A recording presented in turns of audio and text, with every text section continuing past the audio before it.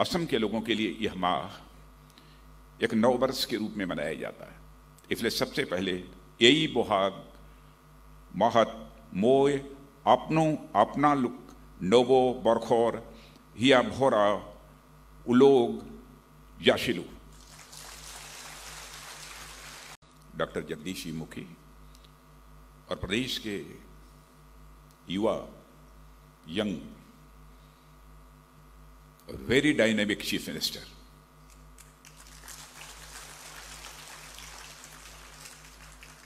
imaginative chief minister,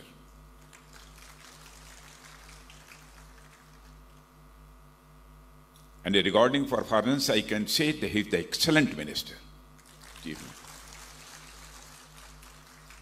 doctor Himanta विश्व शर्मा। और पहले तो मैं कहना चाहूँगा कि असम गवर्नमेंट के द्वारा आयोजित यह कार्यक्रम जो आर्म्ड फोर्सेस वेटरन, जो हमारे 71 वार के वेटरन हैं और वीर नारियों को जो सम्मानित किया है इन्होंने, सचमुच मैं कहना चाहता हूं कि यह मेरे दिल को छू गया है।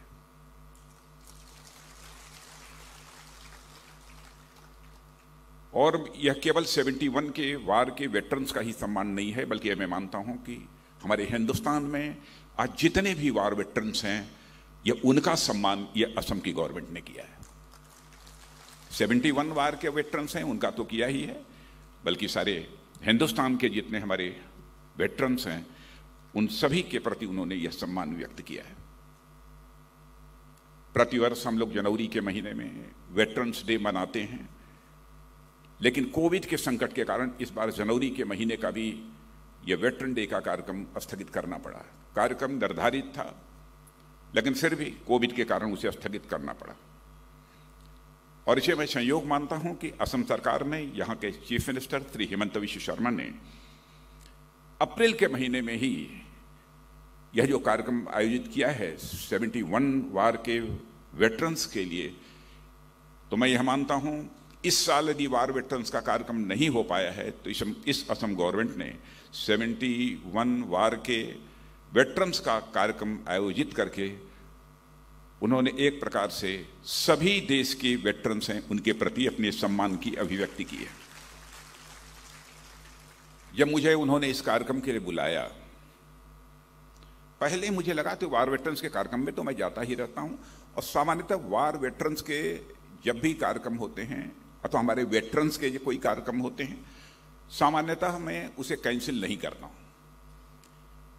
प्रोफेशन से तो मैं टीचर रहा हूं, लेकिन बचपन से ही, क्योंकि जिस समय मैं पढ़ रहा था एक बार 60 सर्विस कमीशन की परीक्षा में बैठने का मुझे भी अवसर प्राप्त हुआ, क्योंकि सेना में जाकर सेवा करने का भाव मेरे अंदर था।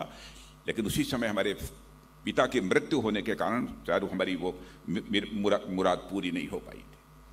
इसलिए सेना के प्रति और सैनिकों के प्रति स्वाभाविक रूप से मेरे मन के अंदर एक भाव रहता है, सम्मान का भाव रहता है। और केवल मेरे मन के अंदर रहता हो ऐसा नहीं है, मैं मानता हूं कि हर भारतवासी के मन में रहता है। और प्रत्यक्ष इस बार जो इंडो चाइना स्टैंड ऑफ रहा है, इंडो चाइना की जो कॉन्फ्लिक्ट रही है, उसमें अपने सेना के जवानों की शौर्य और पराक्रम को मैंने देखा है। और मेरा यह भरोसा पक्का हुआ है कि दुनिया की कितनी भी बड़ी क्यों न ताकत हो, हमारी भारत माता का मस्तक दुनिया की कोई ताकत झुका नहीं सकती।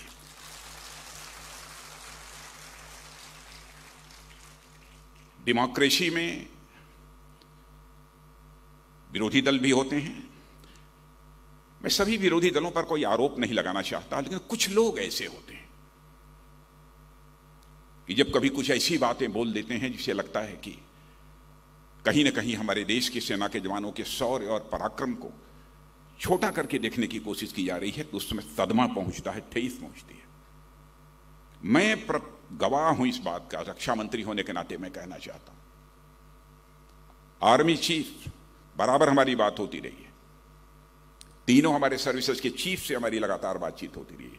क्या डेवलपमेंट चल रहे हैं सीमा के ऊपर, एक एक चीज की जानकारी मुझे प्रतिदिन होती थी। मुझे जो कहना चाहिए मैं कहता था, उन्हें जो करना चाहिए वह करते थे। लेकिन इतना मैं देशवासियों से कहना चाहता हूं इस फोरम से कि हमारे देश की सेना के जवानों ने, तीनों सर्विसेज के जवानों ने हमारे भारत माता का मस्तक ऊंचा किया है।